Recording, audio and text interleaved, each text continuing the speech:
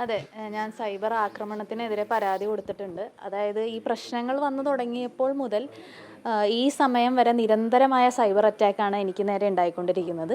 അത് ഞാൻ ഒരു കാര്യമായിട്ട് തന്നെ എടുത്തിട്ടില്ല. ഞാനത് പോസ്റ്റിൽ ഇടുകയും ചെയ്തിരുന്നു. ഞാനതൊരു ബഹുമതിയായിട്ടാണ് കാണുന്നത്. കാരണം കൊള്ളുന്നവർക്ക് പൊള്ളുന്നുണ്ട് എന്നുള്ളത് തന്നെയാണ് അതിൻ്റെ സത്യം എന്ന് എനിക്കറിയാം. പക്ഷെ ഞാൻ ഇപ്പോൾ പരാതി കൊടുക്കാൻ തീരുമാനിച്ചതിന് കാരണം എൻ്റെ സുഹൃത്തുക്കളും കുടുംബാംഗങ്ങളൊക്കെ പറഞ്ഞു, അതായത് ഇതിനെതിരെ ഒരു നടപടി സ്വീകരിക്കണം. കാരണം പ്രത്യേകിച്ചും ഇങ്ങനെ വേദനകൾ പുറത്തു പറയുന്ന ഇരകൾക്കെതിരെ നടക്കുന്ന സൈബർ അറ്റാക്ക്, അപ്പോൾ ഇരകൾക്ക് മൊഴി കൊടുക്കാനോ പരാതി കൊടുക്കാനോ ഒക്കെ ഭയം വരുന്നൊരു സാഹചര്യമുണ്ട്. അപ്പോൾ ഞാൻ തന്നെ മുൻകൈ എടുത്തിട്ട് അതിൽ പരാതി കൊടുക്കുകയും അതിന് വേണ്ട നടപടിക്കായി ശ്രമിക്കുകയും ചെയ്യണം എന്നുള്ളത്. അപ്പോൾ എനിക്ക് തോന്നുന്നു എനിക്ക് വേണ്ടിയിട്ടല്ല, എല്ലാ സ്ത്രീകൾക്കും വേണ്ടിയിട്ടാണ് ഞാൻ ഇങ്ങനെ ഒരു തീരുമാനത്തിലേക്ക് വന്നത്. അപ്പോൾ അതിനെ അടിസ്ഥാനപ്പെടുത്തി ഞാൻ സൈബർ പോലീസിനും അതുപോലെ പോലീസ് മേധാവികൾക്കും മുഖ്യമന്ത്രിക്കും നേരിട്ട് പരാതി നൽകിയിട്ടുണ്ട്. അതെ അതെ, ഞാനത് ട്രേസ് ചെയ്തിട്ടുണ്ട്. അതിൽ ഏറ്റവും കൂടുതൽ ബുദ്ധിമുട്ടുണ്ടാക്കിയിട്ടുള്ള ഒരു കാര്യം എന്ന് പറയുന്നത്, എനിക്കെതിരെയുള്ള സൈബർ അറ്റാക്കല്ല, എനിക്ക് പരിചയമുള്ള മറ്റ് പുരുഷ സുഹൃത്തുക്കൾ, പ്രശസ്തരായ പുരുഷ സുഹൃത്തുക്കളെ കൂടി ഇതിലേക്ക് വലിച്ചിഴയ്ക്കുന്നു എന്നുള്ളൊരു പ്രശ്നമുണ്ട്. അപ്പോൾ അതുകൊണ്ടും കൂടിയാണ് ഞാൻ അങ്ങനെ ഒരു തീരുമാനമെടുത്തത്.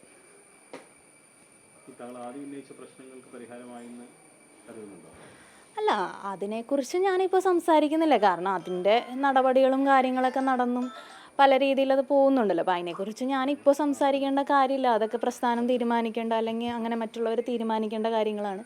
അപ്പോൾ അതിനെക്കുറിച്ച് ഞാനിപ്പോൾ പറയുന്നില്ല. സൈബർ അറ്റാക്ക് അതൊരു രൂക്ഷമായ രീതിയിലുള്ള സൈബർ അറ്റാക്കാണ്. അതായത് പ്രത്യേകിച്ച് പേരോ പ്രസ്ഥാനമോ ഒന്നും വെളിപ്പെടുത്താതെ തന്നെ ഇത്രയും രൂക്ഷമായ ഒരു അറ്റാക്ക് ഉണ്ടാകുമ്പോൾ പരാതിയുള്ളവർ പരാതിയായിട്ട് വരാൻ അവരൊക്കെ എത്ര ബുദ്ധിമുട്ടായിരിക്കും എന്ന് മനസ്സിലാക്കിക്കൊണ്ട് ഒരു നടപടി. അപ്പം എനിക്ക് പറയാനുള്ളത്, ഇതിൽ അടിയന്തരമായിട്ട് നമ്മുടെ സംസ്ഥാന മുഖ്യമന്ത്രി ശ്രീ പിണറായി വിജയൻ അവർ ഇടപെടണം. ഇതിൽ കുറ്റക്കാരായിട്ടുള്ള അനാവശ്യമായി കമൻറ്റുകൾ ഇടുകയും അതുപോലെ വീഡിയോസ് ചെയ്യുന്നവരെയും എത്രയും പെട്ടെന്ന് നിയമത്തിൻ്റെ മുന്നിലേക്ക് കൊണ്ടുവരണമെന്ന് ഞാൻ അഭ്യർത്ഥിക്കുകയാണ്. അതിനെക്കുറിച്ച് എനിക്കറിയില്ല. അതൊക്കെ പോലീസ് കണ്ടെത്തേണ്ട കാര്യങ്ങളാണ്. ആരാണ് അതിൻ്റെ പിന്നിൽ? ഇല്ല, ഞാൻ അങ്ങനെ പ്രത്യേകിച്ച് ആരോടും പറഞ്ഞിട്ടില്ല. ഈവൺ അദ്ദേഹത്തെയും കൂടി ഉൾപ്പെടുത്തിക്കൊണ്ടുള്ള അറ്റാക്കുകൾ കൂടിയുള്ള എല്ലാ കാര്യങ്ങളും തന്നെ ഞാൻ എൻ്റെ പരാതിയിൽ മെൻഷൻ ചെയ്തിട്ടുണ്ട്. ഈ കൊള്ളുന്നവർക്ക് പൊള്ളുന്നു എന്ന് പറയുമ്പോഴേ ഈ ആരോപണ വിധേയന്റെ ഭാഗത്ത് തന്നെയാണ് ഇത്തരം സൈബർ അറ്റാക്ക് ചിന്തിക്കപ്പെടുന്നുണ്ടോ? അങ്ങനെയല്ല, ആർക്കാണോ അത് കൊള്ളുന്നത് അവർക്ക് പൊള്ളുന്നത് കൊണ്ടാണല്ലോ ഇങ്ങനെ പെയ്ഡായി ആക്രമണം നടത്തുന്നത്. അപ്പോൾ ഈ ആരോപണ വിധേയൻ പെയ്ഡ് ആക്രമണത്തിന് അഴിച്ചുവിടുന്നു എന്നുള്ളതാണോ? തീർച്ചയായിട്ടും ഇതിന് ആരാണെങ്കിലും, ആരോപണ വിധേയൻ എന്നല്ല, ആരാണെങ്കിലും ഇതിൻ്റെ പിന്നിൽ പ്രവർത്തിക്കുന്ന ആരാണെങ്കിലും ഒരു പെയ്ഡ് രീതിയിൽ തന്നെയാണെന്നാണ് ഞാൻ വിശ്വസിക്കുന്നത്. ഇതിപ്പോൾ കമൻ്റ് ഇടുന്നവരെയും ഈ വീഡിയോ ചെയ്യുന്നവരെയും മാത്രമല്ല, അതിൻ്റെ പുറകിൽ പ്രവർത്തിക്കുന്ന ശക്തികളെയും കൂടി, അതിന് ചരട് വലിക്കുന്ന ചില ശക്തികളുണ്ട്, അവരെയും കൂടി നിയമത്തിൻ്റെ മുന്നിലേക്ക് കൊണ്ടുവരണം. അവർക്ക് വേണ്ട വിധത്തിലുള്ള അവർക്കെതിരെയുള്ള നടപടികൾ സ്വീകരിക്കണം.